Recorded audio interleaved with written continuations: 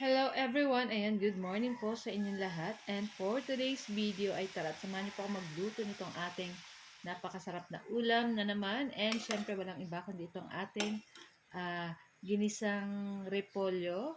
Syempre lalakan po natin ng konting pork at magpiprito po tayo ng isdang galunggong. So tara na guys! At samahan niyo po magluto and enjoy watching po. Ayan, so meron tayo ditong pork. Ayan, sasangkutsahin lang po natin iyan. So, may konti na po yung asin at paminta para may lasa na po yung ating pork dyan. Palalabasin lang natin yung mantika nitong ating pork and then pwede na tayong maggisa ng ating bawang. So, kung medyo marami po yung mantika ay bawasan na lang po natin. Ayan.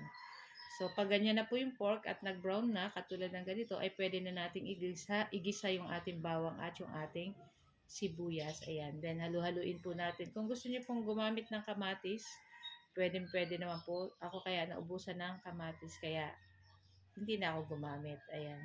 So, pakagisa natin ng ating bawang at sibuyas. Pag lumabas na yung amoy or yung bango, pwede na nating ilagay dyan yung ating repolyo at yung ating celery. Ayan, gumamit po ako ng celery kasi masarap din po ito at pampabango din po dito sa ating lulutuin. Ayan, kung may red bell pepper po kayo, mas okay din po yun kasi pampabango din po yun and at the same time, masarap din po yun sa ganitong mga gisa-gisang gulay. Ayan.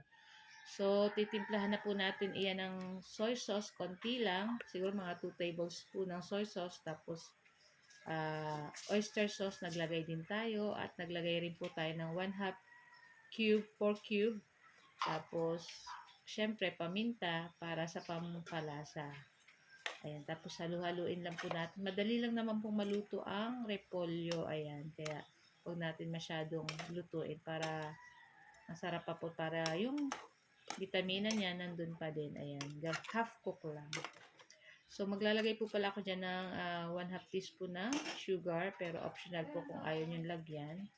Okay lang naman po. Pero para sa amin, masarap po pag may nalalasan kang konting tamis-tamis. Konti lang naman po yung sugar na nilagay natin dyan. Pang-balance lang din dun sa ating lasa.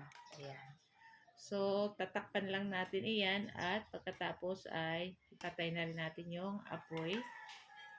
Ayan. So, hindi na po ako naglagay ng tubig dyan kasi nagtutubig po ang repolyo. Ayan. So, yun na nga. Pagkatapos nito guys, mag-start naman tayo magprito ng ating isdang galunggong. Ayan. So, nabili natin yan sa talipapa kanina. Fresh na fresh pa, kaya yan yung ating binili, yung galunggong. So, ayan na nga, pakaprito ng ating isda. Ayan, nag-prepare na rin kami para sa ating hapagkainan. Ayan. Ayan na yung ating ginisang gulay na repolyo at yung ating pritong isdang galunggong. And then, nakabili po pala ako, baka lagi niyo natatanong, ay lagi ako may bilo-bilo. Yung po sa aming kapitbahay ay laging nagtitinda ng ganyan at napakasarap po kaya ako ay laging napapabili. So guys, ito lang po ang aming video today. Ayan, thank you for watching and see our next video. Ciao! Yummy!